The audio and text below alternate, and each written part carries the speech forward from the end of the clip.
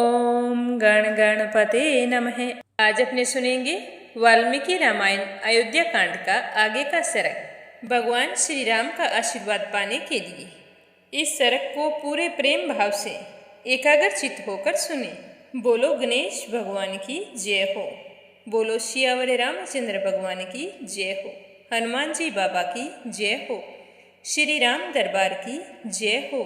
राजा दशरथ होश में आते ही कहने लगे कि हे जनक नंदिनी, अपने चीर वस्त्र उतार डालो। इस रूप में तुम वन में जाओ, ऐसी कोई प्रतिज्ञा मैंने नहीं की है और ना ही किसी को इस तरह का वचन दिया है। अतः हे राजकुमारी सीता, तुम संपूर्ण वस्त्र अलंकारों से संपन्न होकर सब प्रकार के रत्नों के साथ जिस तरह तुम सुखी रहो उसी तरह वन को जाओ। हे पुत्री, तुम्हें इस तरह देखकर मेरा कलेजा बैठा जा रहा है। तुम्हारी ये दशा करके मैं जीवित रहने योग्य नहीं हूँ। हे कैकेयी, मैंने तो तेरे वचनों में बंधकर बहुत ही क्रूर प्रतिज्ञा कर डाली है और तुम्हें तनिक भी लाज शर्म नहीं है जो सीता जी को इस तरह चीर पहना रही है। जिस प्रकार बांस का फूल उसी को सूखा डालता है, उसी प्रकार मेरी की हुई प्रतिज्ञा मुझे ही भस्म कर डालेगी। नीच पापिनी कैकेयी, अगर श्री राम ने तेरा कोई अपराध किया है तो तुम उसे वनवास दे चुकी है। फिर सीता जी के साथ इस तरह का व्यवहार क्यों किया जा रहा है?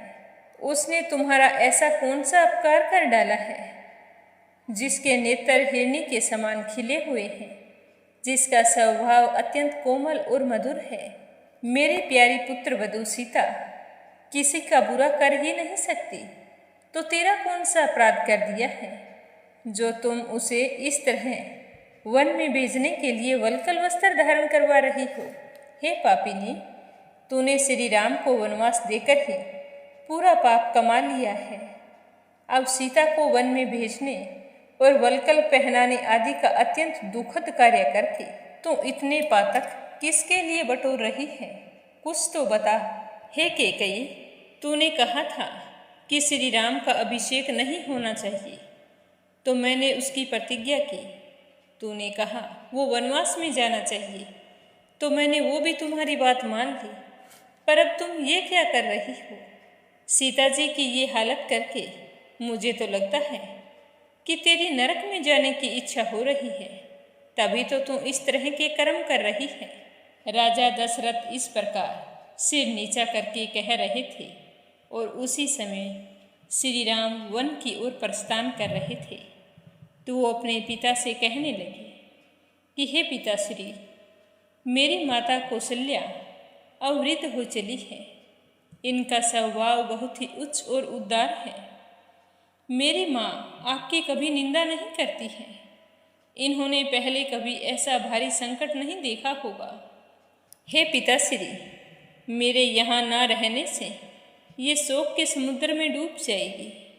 अतः आप सदा इनका सम्मान करना और इनका ध्यान रखना, ताकि यह पुत्र शोक का अनुभव ना करे और मेरा चिंतन करती हुई भी आपके आश्रय में भली भांति अपना जीवन यापन करें।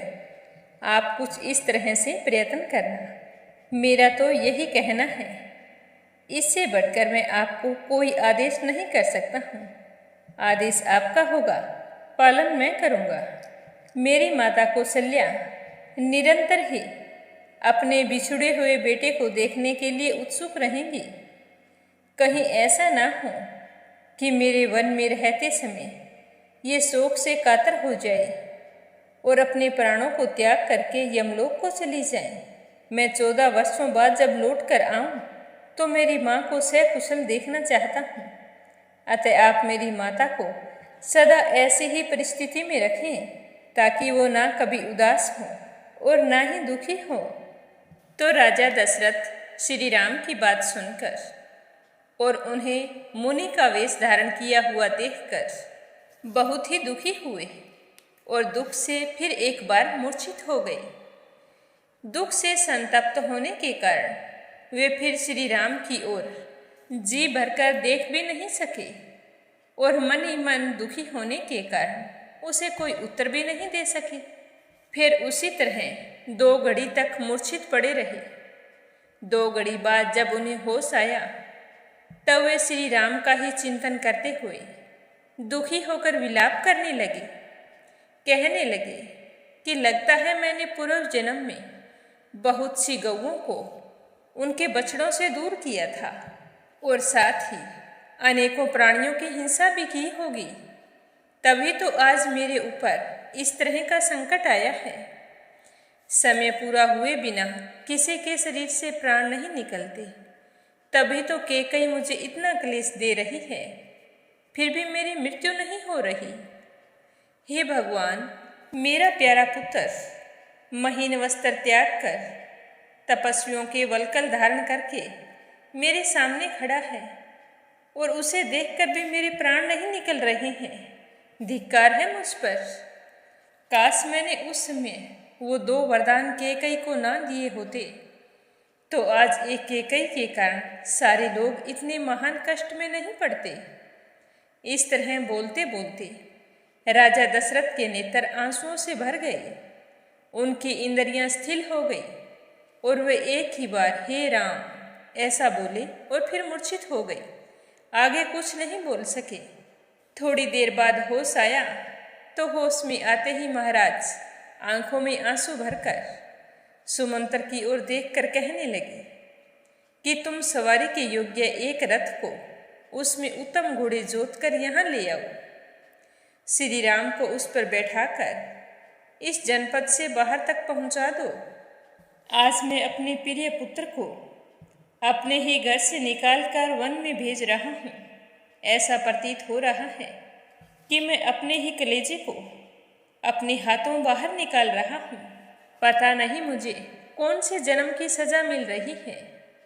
मेरा प्यारा पुत्र मेरे ही द्वारा घर से बाहर निकाला जा रहा है और मैं कुछ भी नहीं कर रहा हूँ। हे सुमंत्र, तुम शीघ्र से शीघ्र जाओ और उत्तम घोड़े जोत कर रथ ले आओ। तो सुमंत्र राजा का आदेश पाकर उसी समय उत्तम घोड़ों से सुशोभित रथ जोत कर ले आए और फिर हाथ जोड़कर कहने लगे कि हे महाराज, हमारे प्यारे राजकुमार श्री राम के लिए उत्तम घोड़ों से जुता हुआ स्वर्ण भूषित रथ तैयार है। तब देश और काल को समझने वाले राजा दशरथ ने तुरंत ही धन संग्रह के व्यापार में नियुक्त कोषाध्यक्ष को बुलाकर कहा कि तुम सीता के पहनने योग्य बहुमूल्य वस्त्र और महान आभूषण जो 14 वर्षों के लिए पर्याप्त हो गिन कर ले आना, कम नहीं पड़ने चाहिए। तो महाराज के ऐसा कहते ही कोषाध्यक्ष ने खजाने में जाकर वहाँ से सारी चीजें लाकर सीता जी को समर्पित कर दी। क्या सीता जी ने उन आभूषणों को स्वीकार किया? यह सुनेंगे कल के सर्ग में। प्रेम भाव से कहिए सियावर रामचंद्र भगवान की जय हो।